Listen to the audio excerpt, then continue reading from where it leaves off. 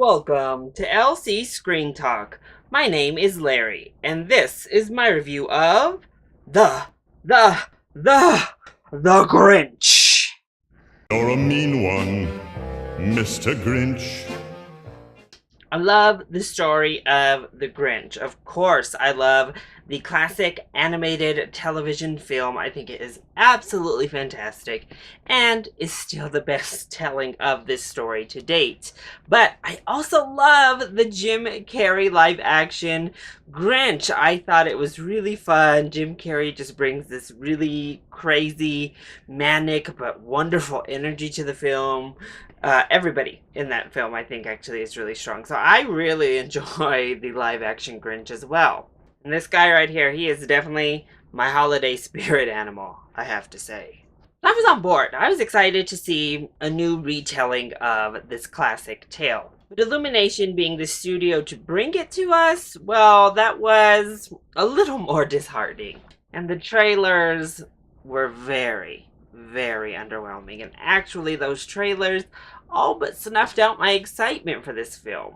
So were all of the presents stolen out of this one? Well, not quite. I think this was perfectly fine. So let's go ahead and kick off with the positives. My first positive is going to be Benedict Cumberbatch, who voices the Grinch in the film. I thought his voice work was actually really strong. That was part of the trailer that I didn't understand, is why they were kind of masking his voice and having him put on this weird accent and this vocal tone a little bit, but it worked. You can feel his energy and his charisma just shining through the screen, and he really did a good job in voicing this Grinch here. And Max, his dog, is so flippin' cute in this movie. It was like unbearable to me. He was so adorable. I loved Max as a character. His animation was cute. Just everything about Max worked perfectly for me. I thought it was wonderful. And the animation at large was really nice. Of course, Illumination Studios has made boatloads of money over the past several years, so they can afford to put some money into their films.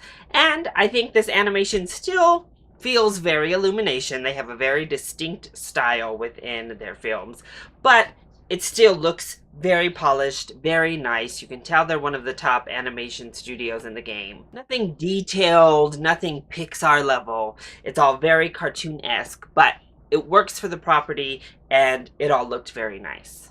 I think the music also worked pretty well. Some of the little rap bits were a bit much, but the music from Danny Elfman, that score, as well as just kind of some of the raps, the rap version of You're a Mean One, Mr. Grinch, was really solid. So the music at large, I think, works pretty well. And it's short, it breezes by, it's perfectly fine. There's nothing harmful or offensive in here, nothing that you're gonna hate and just be like constantly rolling your eyes at.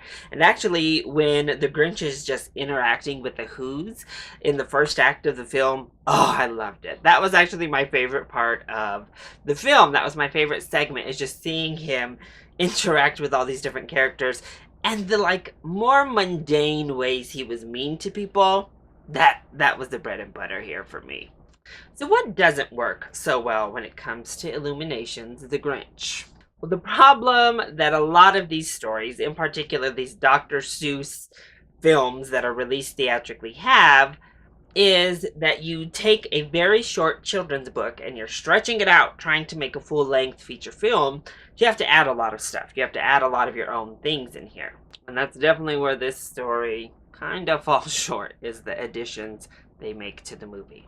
First of all, the reindeer character here is not needed. It does provide for a cute moment or two, but the reindeer is really not needed.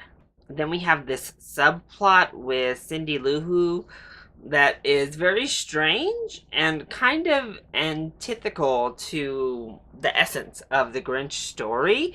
Her sub-story that they've created for her character in this film is actually really nice. It's a beautiful little story and a really nice motivation for her character that I enjoyed quite a bit. And I liked her mother in the film as well. But this like little cockamamie plan that she puts together was really strange and not needed. And while I said I liked the first act of this film in general, I think we can definitely do without like seeing the Grinch get ready, like pulling on pants that look like his fur, seeing him spray deodorant on himself, stuff like that. It just isn't required. It's not needed. I would have much rather just jumped right into the story and had him interacting with these Who's. That's the kind of addition that I'm good with. That worked. That was fun and funny. Seeing him drink coffee. Mm. There's also some really ridiculous humor that takes place in the film. Thankfully, it's actually put to a minimum, but there's at least 3 cringe-worthy jokes in here that are just like, ugh, this wasn't needed, required, desired, none of it. And then the ending is super schmaltzy. I mean, they lay that holiday cheer on thick near the end of this film, and it was just way too schmaltzy for me. I know that we get like this nice happy ending with the Grinch story from Dr. Seuss. They went for it here, so. Overall, this was fine. The story of the Grinch is a classic. It is a fun story to revisit for the holiday season, and this does bring in a current rendition to the classic tale. However, they just have to add way too much that we don't want, and I think we don't get quite enough mean time with the Grinch in this film. And that's what really keeps my overall viewing of the film from where it could have gone to. But overall, like I said, it's fine. It's a nice view for you and probably even your smaller kids in particular. So I'd give this a mild matinee. I think it's worth checking out with the kids. That there will be some stuff in here for everyone to laugh at, and you'll kind of get into that Christmassy spirit. But it's definitely not worth a full price. And it is my least favorite of the Grinch renditions we've received. So there's that too.